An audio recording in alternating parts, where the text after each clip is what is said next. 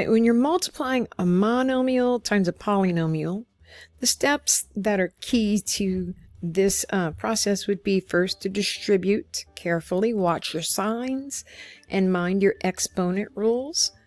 And then always check to see if you can combine like terms. You can't always do that, but it's so important for you to check to make sure if any other simplifying or combining like terms can happen.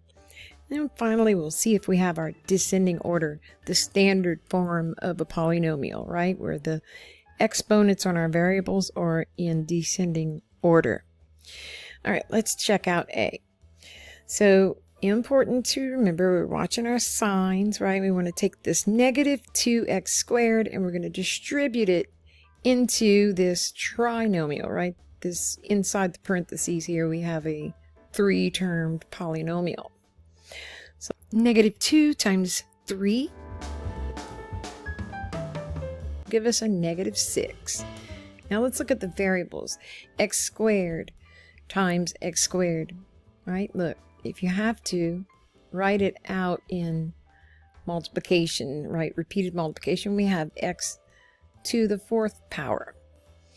Okay, let's go to this second one. So we've done this guy, right? Let's go to the next one. So now this negative 2 times negative 4 is going to give us a positive 8.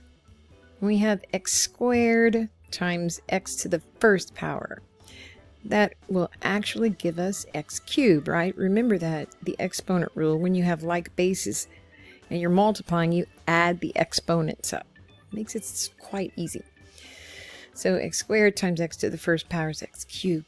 Now let's go to the third one here. It's just a 5, right? Negative 2 times 5 is going to give us negative 10 or minus 10. And then we'll just tack on this x squared. And we're pretty much done. Can we combine any terms? We have an x to the 4th term, x cubed term, and an x squared term. So they really are all unlike terms. So we're good. We also have descending order. If you notice that we have x to the 4th power, x cubed, x squared. That's how we like to leave our polynomials right for now, right? That's how we like to keep the answer. Okay, so we are good. Let's check out example B over here. Okay, so what's going on in this example is that I actually have 2 different parts, right? I have this distribution, right? Where we're going to distribute 5a into this set of parentheses. Okay, and then after we do that, we'll distribute negative a squared into this 4a minus 3. Let's start with this first one. Okay, so come down a step, and 5a times a squared, well, that'll just give us 5, and then what? A to the 1 plus 2 is 3. Okay, next one, we'll go here. Now 5a times negative 3a, that's 5 times negative 3 is negative 15, and a times a is a squared. 5a times 1. Now here's where students get kind of messed up sometimes, and it's the simplest steps sometimes trip us up because we're expecting maybe a little more complication. But 5a times 1 is still 5a, right? All right, let's go to the next part, right, where we're distributing this negative a squared into the 4a minus 3. So remember, there is a 1, right? It's understood to have a 1 coefficient, or in this case, a negative 1. So negative 1 times positive 4 is going to give us that negative 4. And then we have a squared, and there's understood to be an exponent of 1 on this a. So we add those exponents, and we get a cubed.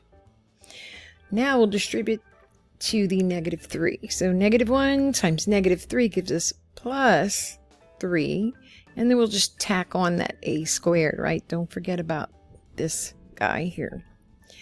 Now we have distributed, and we want to make sure that we have all our like terms combined, right? Do we see any like terms? I do.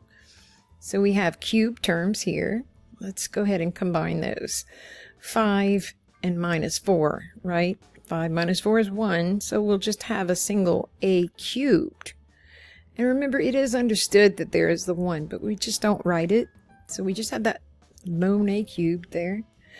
And then we have negative 15 a squareds plus 3 more a squareds, right? And you can think of it as if I owe you $15 and then I pay only 3 back, I still owe 12. And then in this case, a squareds. Don't forget to tack on the variable ending. Now I have descending order, right? I have a cubed, then a squared. So it's going from largest exponent to smallest exponent. And we are good. This is done. Okay, so monomial times polynomial. And what you'll see coming up shortly when we expand to polynomial times polynomial is we're going to try to make those larger problems kind of look like just like this, right? We want it to look like a distribution property problem. It's easy peasy. All right, keep practicing and ask questions if you need to. Talk to you soon.